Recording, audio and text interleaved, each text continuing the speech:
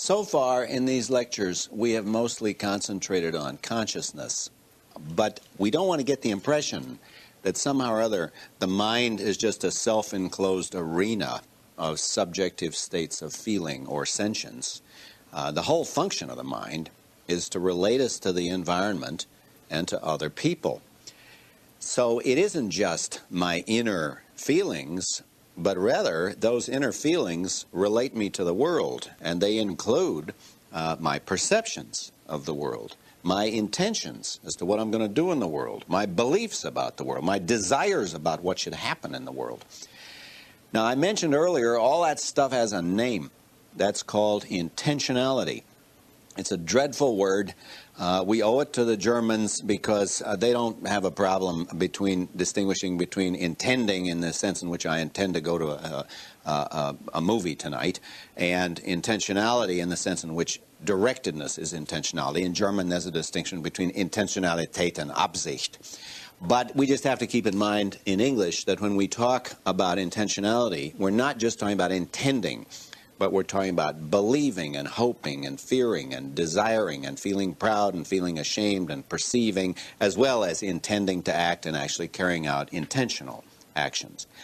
With that in mind, then, let's plunge into the problem of intentionality. Let's begin by relating intentionality to the stuff we talked about earlier. What's the relationship between consciousness and intentionality? I mentioned in an earlier lecture that not all intentional states are conscious and not all conscious states are intentional. But the overlap is not accidental, and I want to begin this lecture with a very strong claim, one that runs counter to what most people believe in cognitive science, and that's this. Unconscious intentional states, unconscious beliefs and desires and rule following and so on, are understood as mental only to the extent that we understand them as the sort of thing that could be conscious. That is, our intentional phenomena can be conscious or unconscious. I can believe that so-and-so is president even when I'm sound asleep. It's true to say of me that I believe that so-and-so is president even when at that particular point I'm not thinking about it. I'm not thinking about anything. I'm in a sound, dreamless sleep. But we understand what that means. We understand what it means to say of the sleeping man, he believes that a Democrat is currently president. We understand that because we understand what it would be for him to wake up and have that thought explicitly, or to tell us that he has that thought. So we understand unconscious mental states as potentially conscious.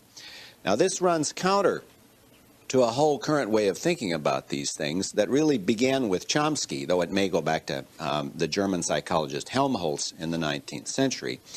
Chomsky postulates a series of rule following in the brain where the child acquires language because the child follows the rules of universal grammar, of grammar that's programmed into the brain. And these rules are computational rules. But not only are they not conscious, they're not even the kind of thing that could be conscious.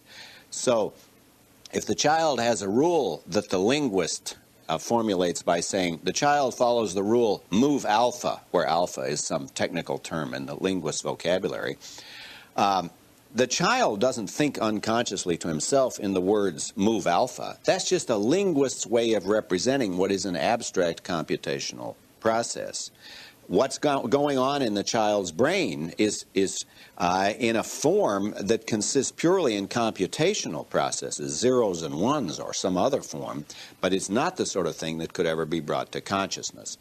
I'm not going to spend much time on that view, but just to say I think it's incoherent. I think we don't have any sense of what it is to follow a rule unconsciously, except in terms of the sort of thing which, if not conscious, at least could be conscious. When I drive in the United States, I follow the rule, drive on the right-hand side of the road, and mostly I follow it unconsciously. I don't have to think about it. It's just, it behaves more like a reflex with me.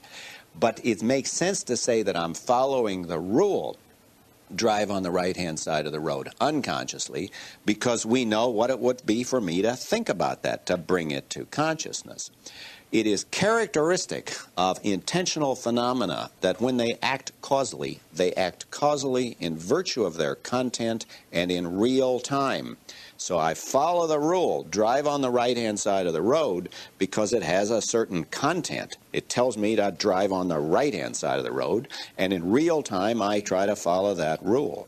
Now, what has happened in cognitive science is we've postulated a whole lot of what I call deep unconscious intentional phenomena that aren't even the kind of thing that could be brought to consciousness, and I think that doesn't make any sense. What I think actually goes on in the brain is there are a series of neurobiological processes, and sometimes the system is conscious, but that's it. There aren't any computer programs intrinsically. Of course, you can describe things computationally. There aren't any rules of universal grammar or unconscious mental models or 3D sketches or any of the other stock in trade of the computational theories of the brain. So what we've got to do then is give an account of intentionality, which will show how when we understand someone as having an unconscious belief or an unconscious desire, we understand that as the sort of thing which, though not conscious, could become conscious. Often, as we know from the pathological cases, a patient can't bring it to consciousness because of brain damage or because of repression in the Freudian cases. But we understand, and Freud is, I think, is consistent with this, we understand unconscious motivations, unconscious desires and beliefs as the sort of thing which, though not in fact conscious, can be brought to consciousness. They're the kind of thing, I mean, in the Freudian case, and I'm certainly not endorsing Freudian psychoanalysis here, but in the Freudian case, that's why you pay the analyst. You pay the analyst so the stuff that's unconscious can be brought to consciousness. So I think Freud accepts my basic assumption that we understand the relationship between intentionality and consciousness in the following sense. There are lots of our intentional states that are unconscious, but we understand them as genuinely mental because we understand they're the sort of thing which, though not conscious in fact, and maybe not even conscious in possibility, are at least the kind of thing which could be conscious. With that in mind, then, let's turn to our main topic. What is this intentionality? What are we talking about? What does that mean when I say intentionality? Our intentionality consists of those states of the mind, conscious and unconscious, which in some sense are directed at, or about, or of, or concern objects and states of affairs in the world independent of the contents of the mind. What's meant by directedness? Well, I find the easiest way to explain this is to draw an analogy between the operation of the mind and the operation of language. And the reason that it's easier to explain it if you use language is, so to speak, language is out there. You can see it in operation because we've all got sentences. We communicate with each other using a public language with publicly available sentences. So you can often get at features of the mind by looking at the operation of language, and that's what I'm going to do for the next few minutes. I'm going to try to show that there are certain fundamental points of structural similarity between the structure of our intentionality and the structure of our speech acts. And that might give the illusion that I think that intentionality is essentially linguistic, and I don't think that. I think lots of animals have beliefs and desires without having a language. I'm going to use language as a pedagogical device to teach us something about the structure of intentionality. And so the direction of pedagogy is to explain intentionality in terms of language. But later on we'll see that the direction of logical analysis, the direction of really what's fundamental, is that the mind, intentionality, is prior to language. So we explain intentionality by using the analogy with language, but we analyze language in terms of the more basic biological phenomenon of intentionality. Well, what are these analogies between language and intentionality that enable us to get a handle on this problem of intentionality? When we talk, we perform speech acts. all human communication consists in performing speech acts. We ask questions, we make statements, we give orders, we make promises, we explain things, we apologize, thank, congratulate, warn, and so on. All of those phenomena are called speech acts, acts of speech. Now, anybody who begins to work on speech acts, as I did for several years, discovers that there is an important distinction you need to make in the structure of the speech act. Typical speech acts have a distinction between the type of speech act that it is, whether or not it's an order or a question or a command, and the proposition or the content which is expressed in the speech act. So if you hear the three sentences that I'm about to utter, you'll all hear what's similar and what's different. If somebody says, leave the room, you hear that as different from, will you leave the room? And you hear that as different from, you will leave the room. The first, leave the room, is a request or an order. The second, will you leave the room, is a question. And the third is a prediction. You will leave the room. Now, although those are three different kinds of speech acts, order, question, and statement, or prediction, they all have the same content, the same propositional content, that you will leave the room. The one orders that you will leave the room, the second asks whether you will leave the room, and the third predicts that you will leave the room.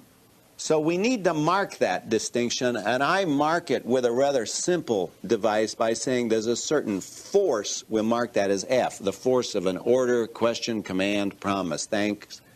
And then there's a propositional content.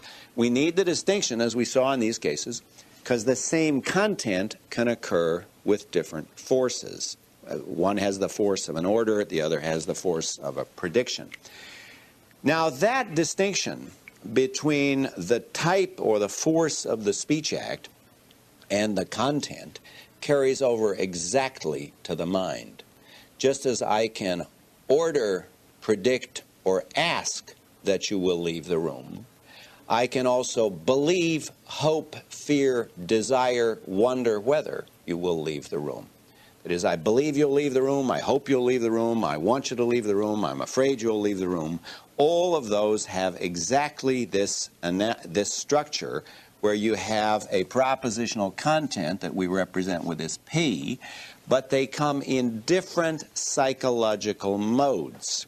The one is a belief, the other's a desire, the other's a fear. They're different intentional states, so let's use an S.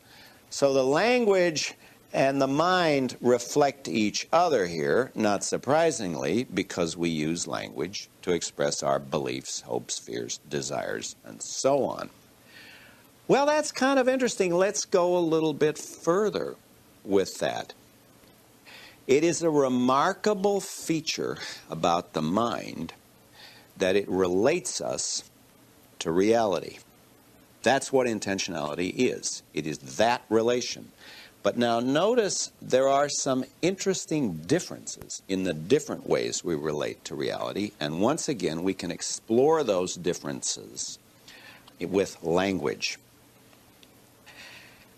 Imagine that a wife gives her husband a shopping list, and on the shopping list are written the words beans, butter, and bacon.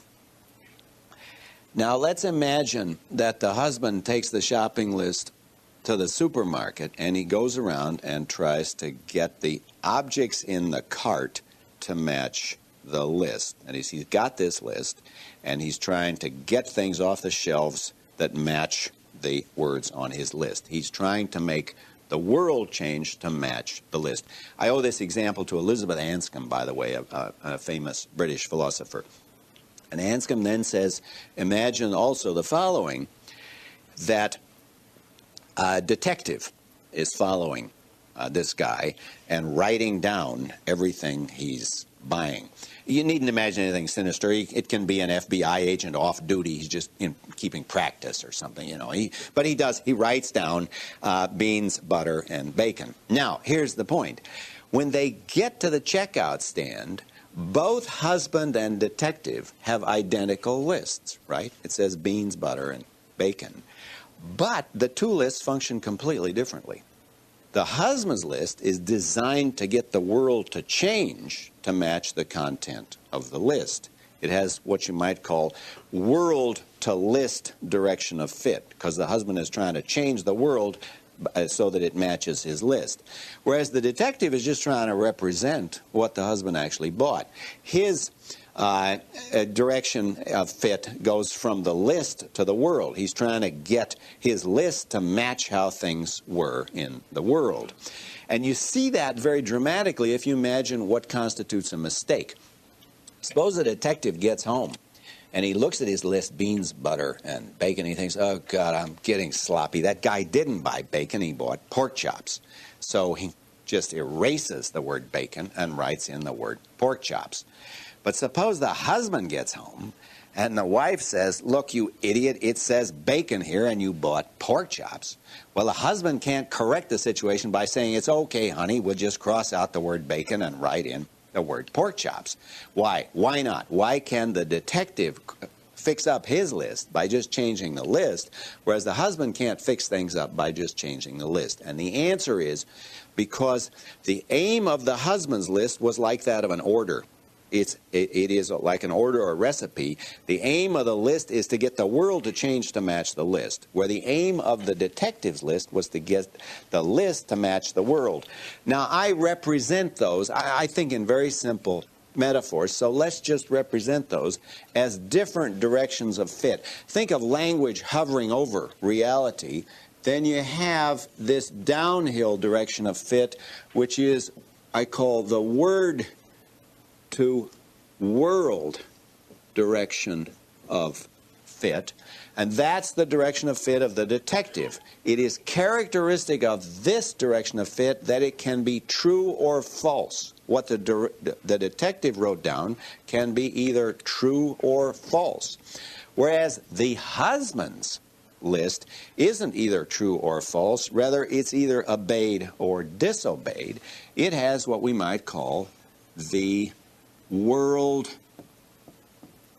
to word direction of fit.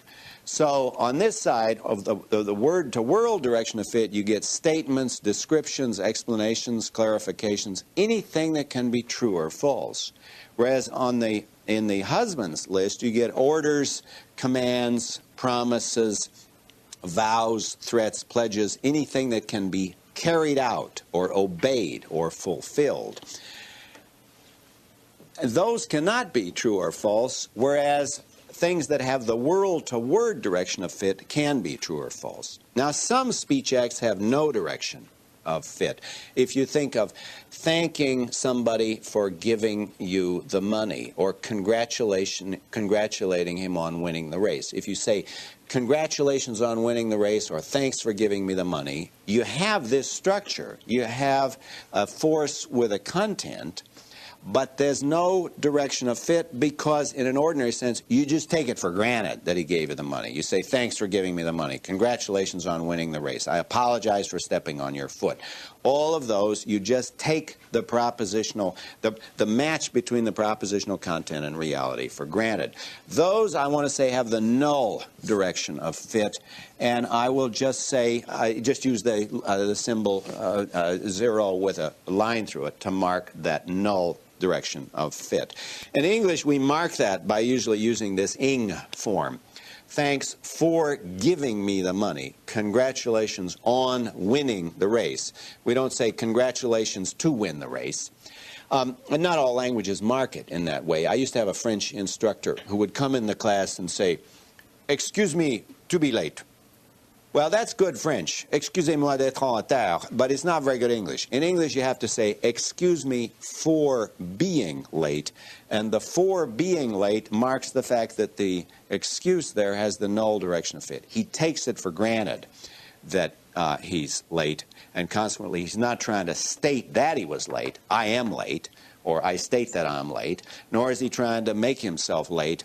I promise to be late. But rather, I apologize for being late. That's the null direction of fit. Okay, now that's beautiful, I think, that we've got these different ways that language relates to reality.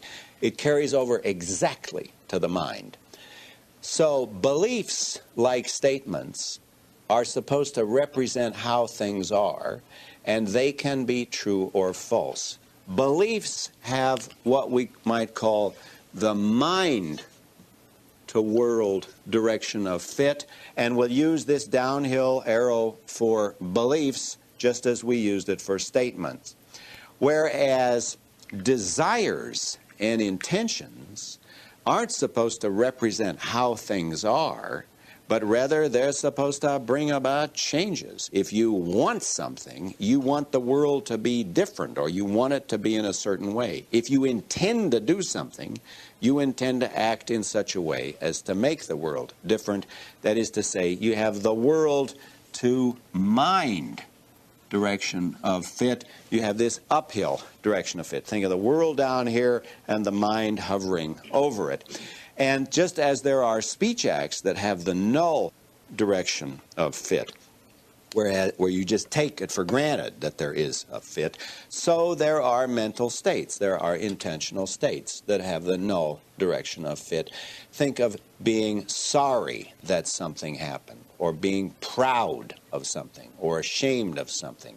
There, you're not trying to make it the case that the world changes, nor are you trying to represent some state of affairs. If you're proud of that your ancestors came over on the Mayflower, then you're just taking it for granted that they came over on the Mayflower, and you have a certain attitude toward that. That is, you have this structure, but you have the null direction of fit. If you're ashamed of your behavior at the party, then you take it for granted that you behaved in a certain way, and you have this propositional content, but you're not having a feeling that can be true or false, nor one that can be fulfilled or unfulfilled, unlike beliefs, which can be true or false, or desires, which can be fulfilled or frustrated.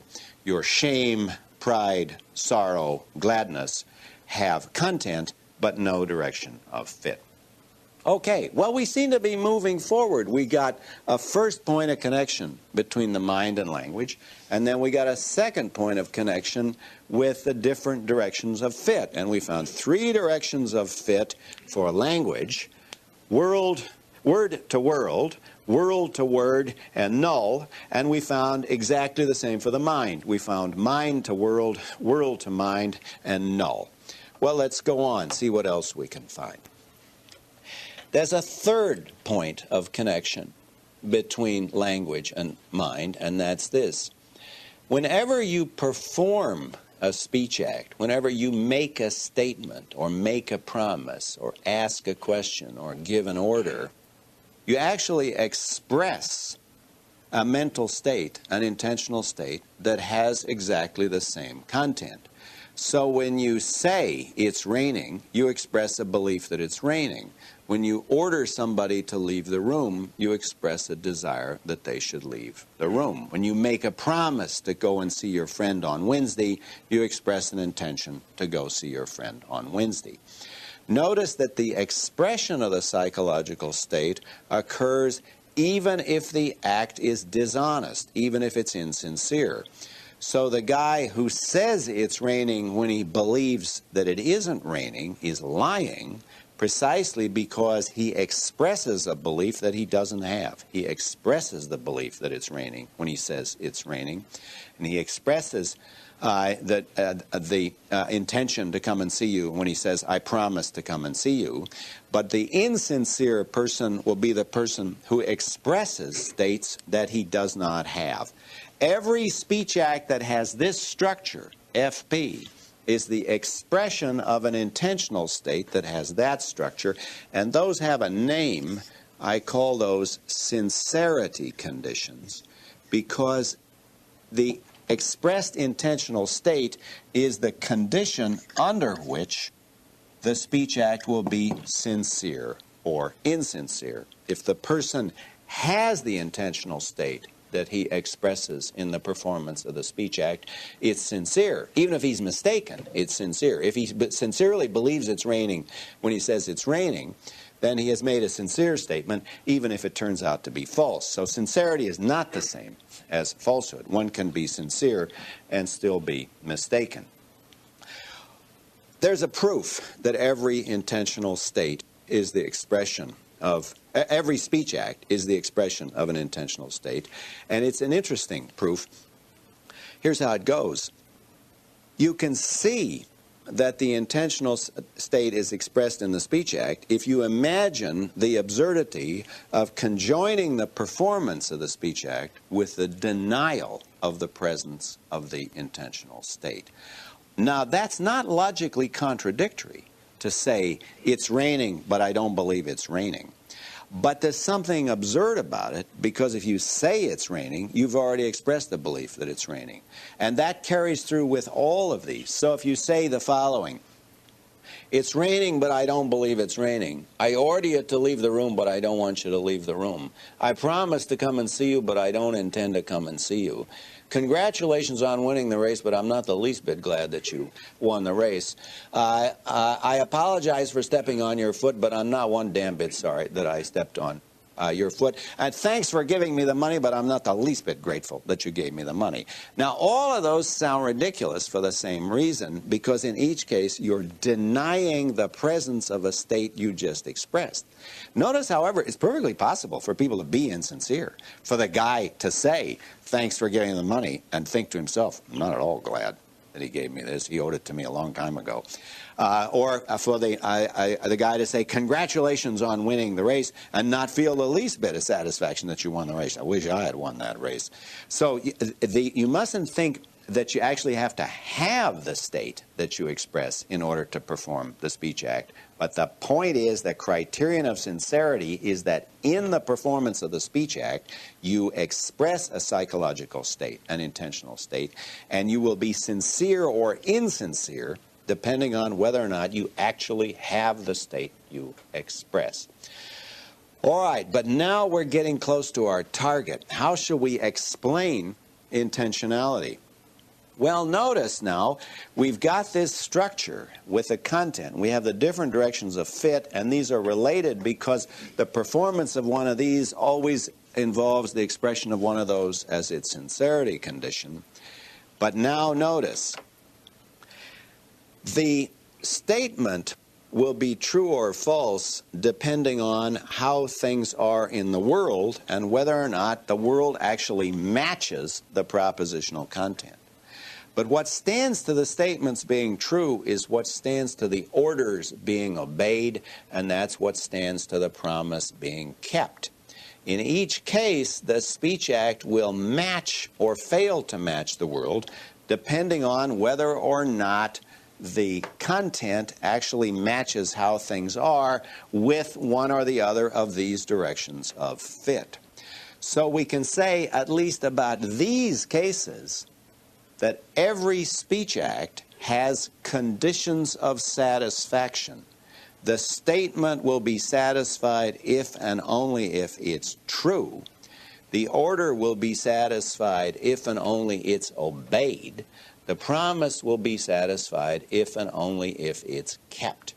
Now notice the next obvious move. All of that carries over to the mind.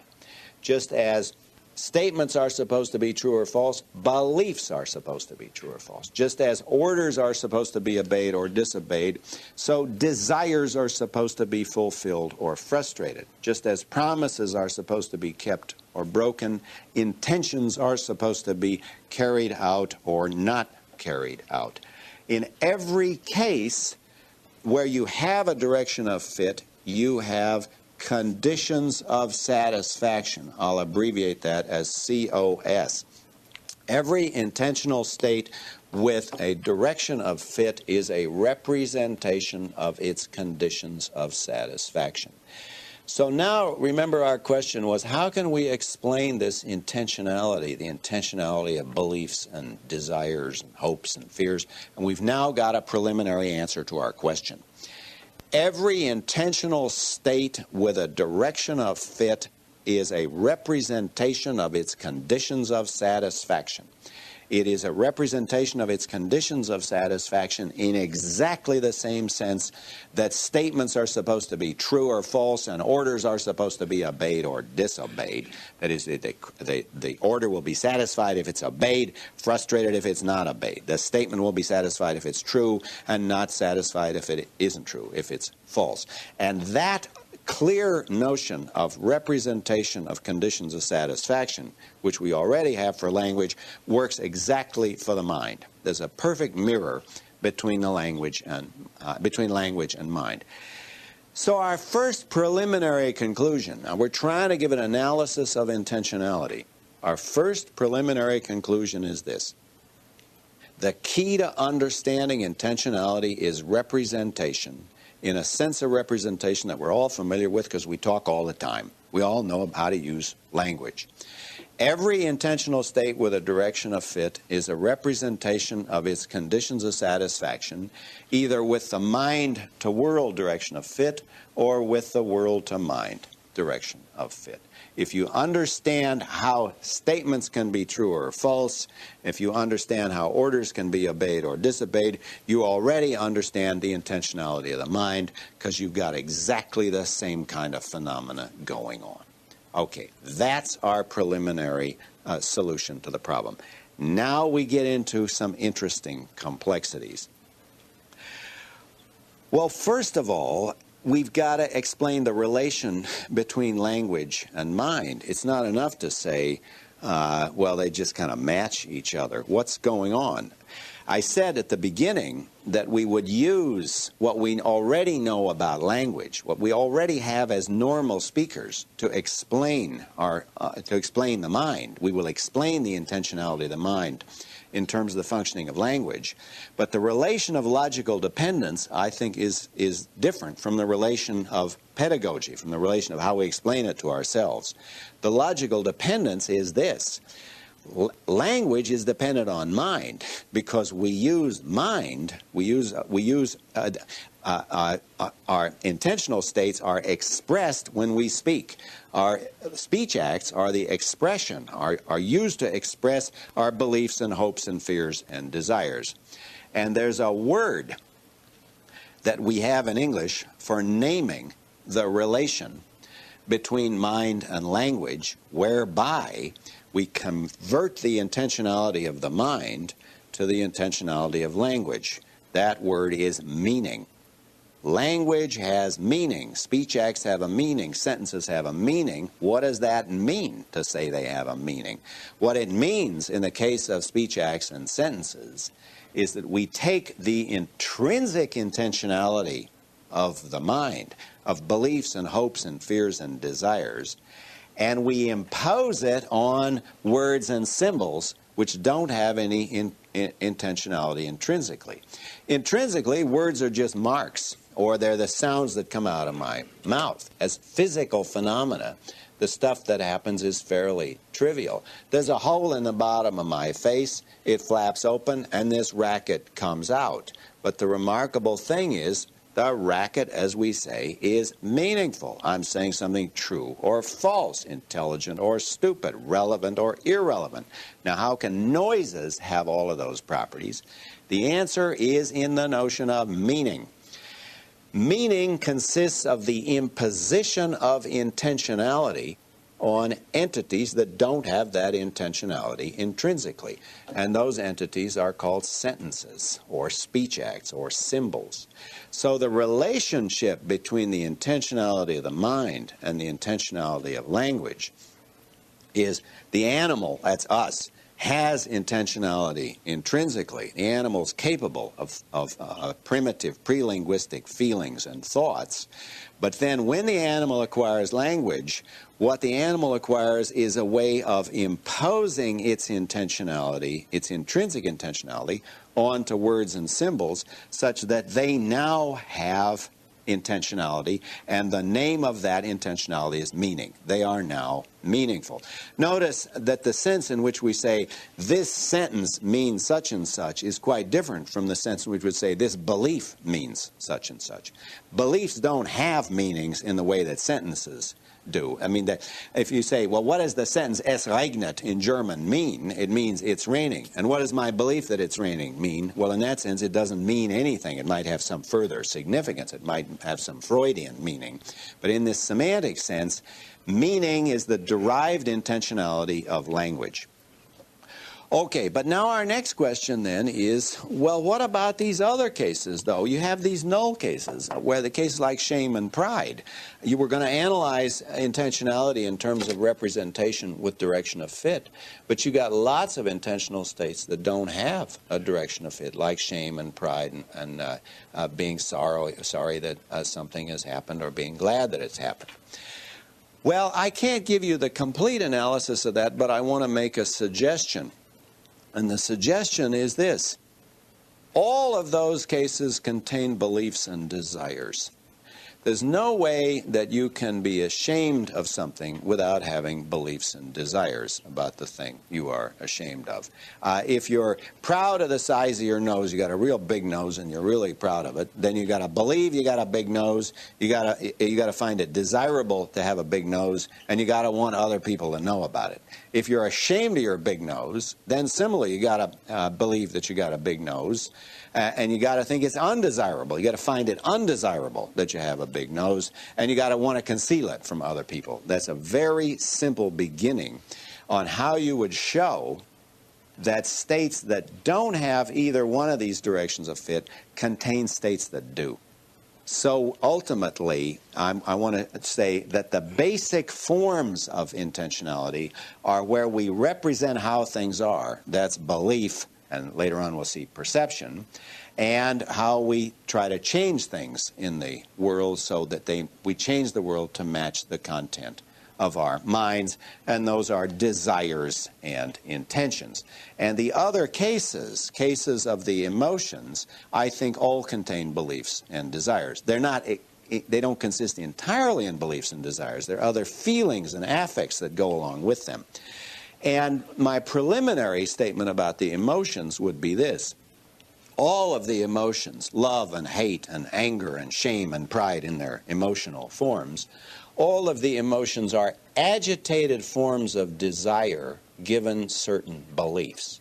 They're agitated desires. If you're madly in love, then you have an agitated form of desire about the beloved object, given a certain set of beliefs that you have about that person. And I think that's generally the case with the emotions. And this is etymologically, the notion of an emotion has to do with the notion of being moved. You have certain feelings of being moved. So I think that the existence of these cases is not so threatening to our overall analysis as might seem. The overall analysis is that we understand the intentionality of the mind as the representation of conditions of satisfaction in one or the other of the directions of fit. Now, furthermore, that seems to me to enable us to explain something else that requires explaining that I haven't mentioned so far. Often we have an intentional state that doesn't have a whole propositional content, but just takes an object. You admire President Carter, or you hate Bill, or you love Sally. Now there the structure would be something like this, where you just have N. And I want to suggest that for those cases where you don't have a propositional content, nonetheless, there are propositions in the offing, and the reason for that is this. There's no way you can hate Bill or admire Carter if you don't have certain sets of attitudes about Bill and Carter. If you admire Carter, then you've got to believe certain things about Carter. You've got to believe that he has certain traits or has done certain things. Furthermore, you've got to find those, if you admire him, you've got to find them admirable. So just as in this case, that is to say, you've got to find them desirable, the sort of thing that you are glad happened, the sort of thing you desire to have happened. So just as in these cases, we found that there's a cluster of beliefs and desires that tend to form the guts of any intentional state that lacks one of these directions of fit. To put it in words of one syllable, things like shame and pride can only exist in a network of beliefs and desires. And though shame and pride as such don't have a direction of fit, beliefs and desires do. And what goes for shame and pride goes for love and hate and admiration. They don't have even a whole propositional content, but they do have contained in them beliefs and desires, and those beliefs and desires have a propositional content and a direction of fit. All right, now we're getting closer to our target, but we need to introduce a notion that's been implicit, and I want to make it fully explicit. You never just have these mental states in isolation. You only have a belief or a desire or intention or a hope or a fear as part of having a whole network of these things. You can't just have an intention. You've got to have a whole lot of other things to go with it. Imagine that there was a point where so-and-so decided to try to run for the presidency of the United States. There must have been a point when Clinton made up his mind in Arkansas that he was going to try to run for the presidency of the United States. Now ask yourself what he has to believe and desire in order that he can have that intention. Well, he's got to believe the United States is a republic, that it has elections, that they have, that there are two parties, that you typically run by getting the nomination of the party, that you have to get people, he's got to want that people would vote for him, then want that people will give money to support his campaign. That is, if he thinks that you run for the presidency by rolling down a grassy hill, swallowing a mouthful of grass on each roll, then he doesn't have our sense of intending to run for the presidency, because our sense of intending to run for the presidency only exists in a large network of intentional states. Now that view, the view that any intentional state, any intentional content only functions, only determines its conditions of satisfaction in relation to other intentional states, that view has got a name. That's called holism, intentional holism. And that's, we pronounce it H-O-L-I-S-M, holism, but that's just because it's too hard to say holism. It doesn't mean it's got a hole in it. It means there's a whole mess going on there. And this holism is a recognition of the fact that any intentional state only works, only determines its conditions of satisfaction, only functions in relation to a whole network of other intentional states. But I want to say, and this is the last notion I'll introduce, even the network isn't enough. Because if you try to list all of the elements in the network, all the things that Clinton had to believe and desire in order that he could intend to run for the presidency, you'll really reach things that are just too fundamental for that. I mean, I guess you have to take for granted that voters vote when they're conscious, and that voting goes on at or near the surface of the earth. I mean, if he thought all the elections were going to be held on the moon, he'd certainly run a different kind of campaign. But it seems kind of silly to say, well, he thinks it's going to go on down here, because that's the kind of thing you just take for granted. And I want to say, in addition to the network, we need what I call the notion of the background. Intentionality only functions against the background of what's taken for granted. What's not even, it's too fundamental even to be believed. What consists in the set of attitudes and presuppositions and stances and dispositions, which is part of our taken for granted background of how we are and how the world works. And that is the background on which the network of intentionality rests. All right, now I've given you a rather hefty dose of philosophy in this lecture, and let me briefly summarize it. The basic ideas are very simple. We're trying to analyze intentionality. We're trying to get an explanation of it. We're not reducing it to something else. All of our, our explanations are in one sense circular, because we use intentionality to explain intentionality. We're not trying to eliminate it. We're trying to show how it functions. And here's how it actually works. The notion of intentionality that we use for beliefs and hopes and fears and desires can best be understood by showing the connections between intentionality and speech acts. Just as speech acts typically have a structure of the force of the speech act and the content, so intentional states have a parallel structure. Not all intentional states have a whole proposition like speech acts. Some of them just refer to a particular object. But they relate to reality in different ways. There's the word or mind to world relation that can be true or false. that's characteristic of both statements and beliefs and that whole family. But there are others where the world is supposed to relate to the word or the mind, and that is characteristic of orders, commands, and promises, as well as hopes and intentions and desires. Some have the null direction of fit. There is a close connection because every performance of one of these has one of those as its sincerity condition. And the whole structure is best understood in terms of the relation of satisfaction. Every intentional state with a direction of fit is a representation of its conditions of satisfaction. We understand all of that against the presupposition that this comes to us in a holistic network, that our lives are a holistic network of experiences, of intentional contents, and we're able to operate with these intentional contents because we have a set of background capacities.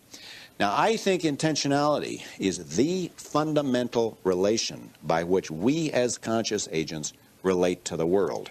And in the next lecture, we'll see how it applies to perception and action.